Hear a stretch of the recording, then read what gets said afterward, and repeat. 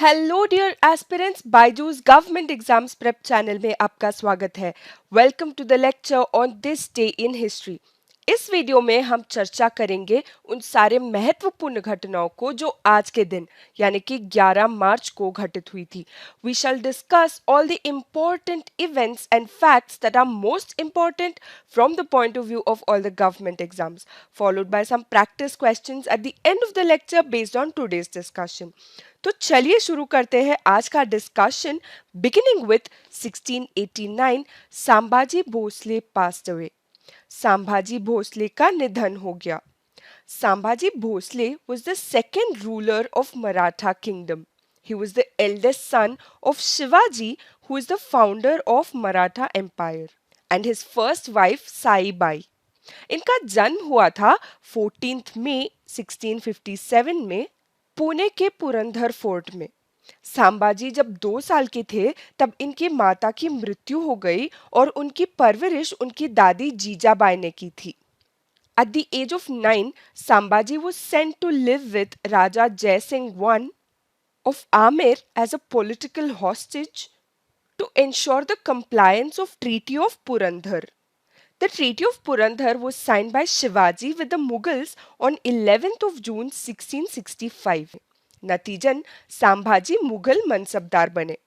In the year 1666, Shivaji and Sambhaji presented themselves at the court of Mughal Emperor Aurangzeb.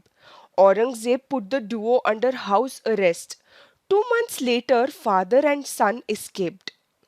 1678 में शिवाजी ने संभाजी को अपने बुरे और गैर जिम्मेदार व्यवहार को कम करने के लिए पन्हला फोर्ट में कैद कर रखा था।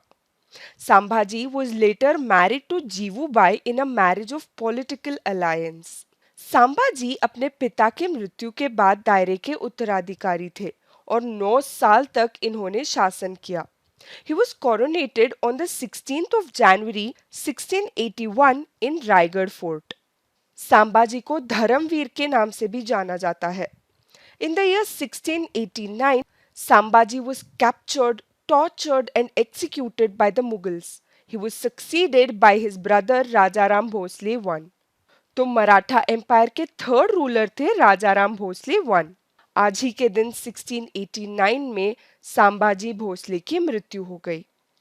आगे बढ़कर देखते हैं अगला इम्पॉर्टेंट इवेंट जो हमारे एग्जाम्स के दृष्टिकोण से महत्वपूर्ण है।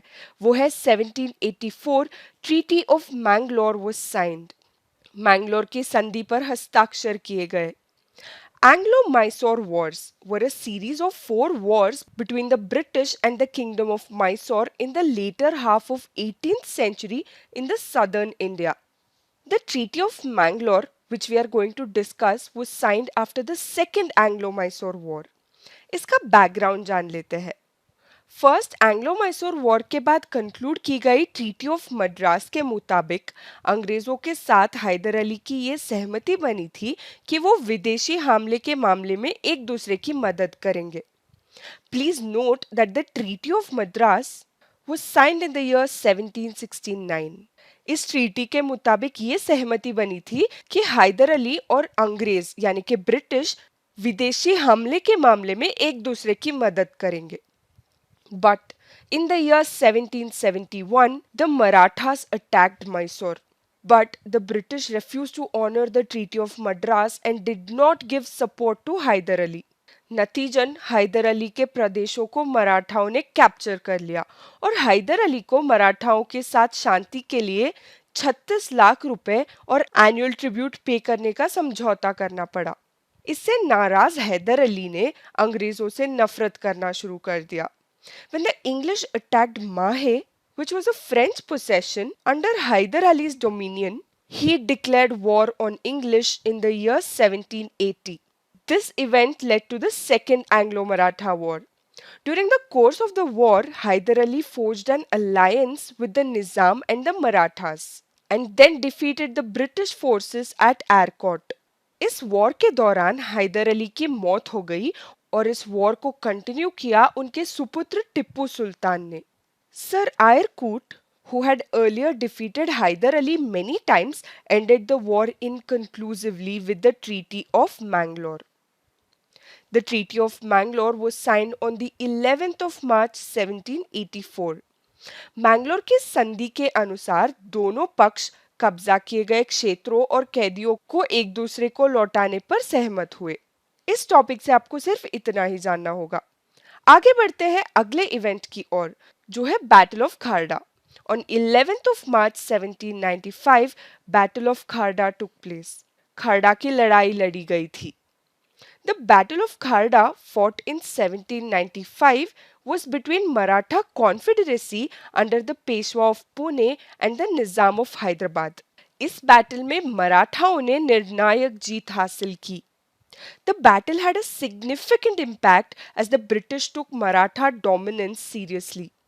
Also, the refusal of British to come to the help of Nizam, despite him being under their protection, had several princely states rethinking their present arrangements with the British.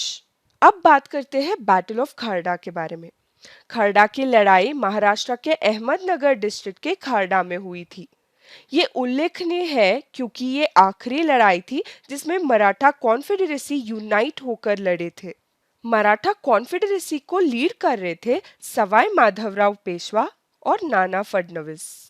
The entire Maratha confederacy joined in and fought together.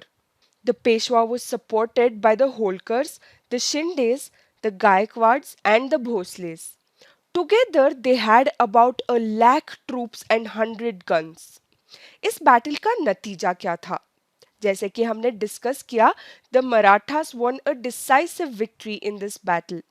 Hyderabad को कैदी के तौर पर अपने मंत्री को surrender करना पड़ा था और निजाम ने कई प्रदेशों को मराठाओं को दे दिया। इसके अलावा उन्होंने एज अ ट्रिब्यूट मराठाओं को एक बड़ी राशि भी दी। Now let us have a look at the next topic of discussion, वो है 1999। Infosys becomes the first Indian company listed on Nasdaq Stock Exchange. Infosys Nasdaq Stock Exchange में सूचीबद्ध पहली भारतीय कंपनी बन गई। Infosys Limited is an Indian multinational technology company that provides business consulting, information technology and outsourcing services. इसका headquarters है कर्नाटका के बेंगलुरु में।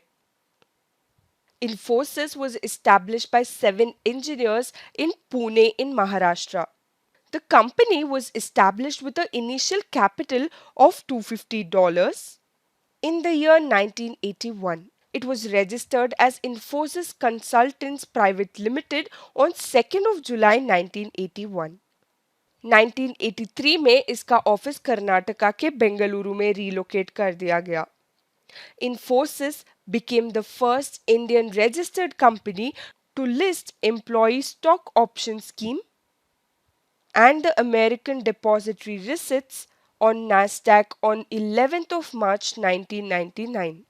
तो ये Nasdaq क्या है? The Nasdaq stock market, जिसे Nasdaq के नाम से भी जाना जाता है, ये एक अमेरिकी स्टॉक एक्सचेंज है जो न्यूयॉर्क सिटी में बेस्ड है। Nasdaq was founded on the 4th of February 1971. तो चलिए देखते हैं आज के practice questions. Please note that all these questions will be based on the topics that have been discussed today. ये सारे प्रश्न आज ही के डिस्कशन पर आधारित है। एग्जाम्स के लिए अपने कॉन्फिडेंस बिल्ड करने के लिए सारे क्वेश्चंस के जवाब देने का प्रयास जरूर करिए। Please write the correct answers to all these questions in the comment section below. तो चलिए देखते हैं आज के practice questions. Practice question number 1, Who was the successor to the Maratha throne after Sambhaji Bhosle?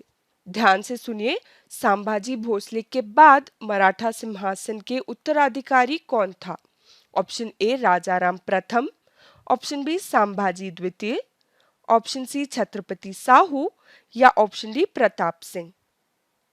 Practice question number 2, where was Infosys established? Infosys की स्थापना कहाँ हुई?